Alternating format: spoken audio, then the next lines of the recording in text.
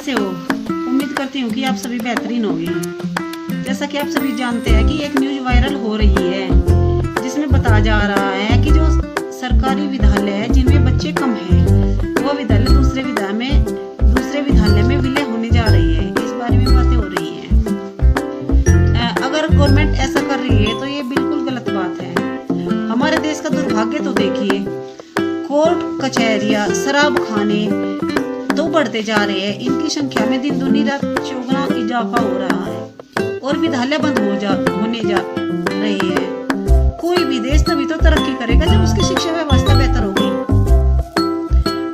शिक्षा से ही समझ पैदा होती है और समझ से इंसान सही और गलत में भेद कर पाता है। शिक्षा के बिना तो देश की तरक्की इम्पॉसिबल ही है, क्योंकि जो आज के नौनिहाल है, आज के बच्चे ही तो आने वाले कल के हमारे देश के भविष्य होंगे। और जब आने वाले भविष्य को शिक्षा व्यवस्था दुरुस्त नहीं होगी तो फिर क्या ही कर पाएगा देश तरक्की? ये बताइए आप।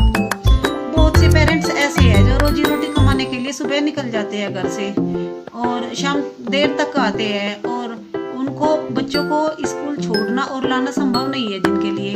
तो ऐसे में उनके बच्चे कैसे शिक्षा प्राप्त कर पाएंगे? क्योंकि अगर एक विद्यालय दूसरे विद्यालय में विलय हो जाएगा तो हो सकता है बच्चों को दूर जाना पड़े, और जो उनके लिए पॉसिबल नहीं है, क्योंकि छोटे छोटे बच्चे हैं, प्राइमरी विद्यालय के छोटे छोटे बच्चे होते हैं। तो बताइए, आप ही बताइए ये चीज।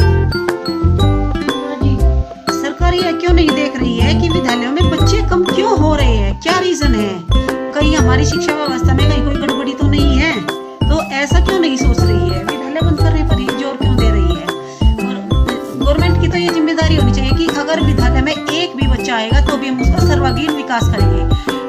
360 डिग्री ओवरऑल संपूर्ण विकास करेंगे हम बच्चे का हर तरह से, चाहे हमें कुछ भी करना पड़ो। पर विद्यालय बंद करना या फिर विलय करना ये तो बात उचित नहीं है, बिल्कुल अनुचित बात है। और मैं उम्मीद करती हूँ कि आप सभी भी मेरी इस बात से सहमत होंगे। Education is the key of success.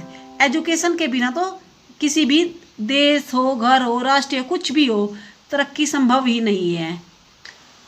और बाकी आप खुद ही समझदार हो, क्या सही है क्या गलत है इस चीज़ का आप भी अच्छे से समझ पा रहे हो। तो मुझे तो ये बड़ा दुख हो रहा है ये बातें सुन करके।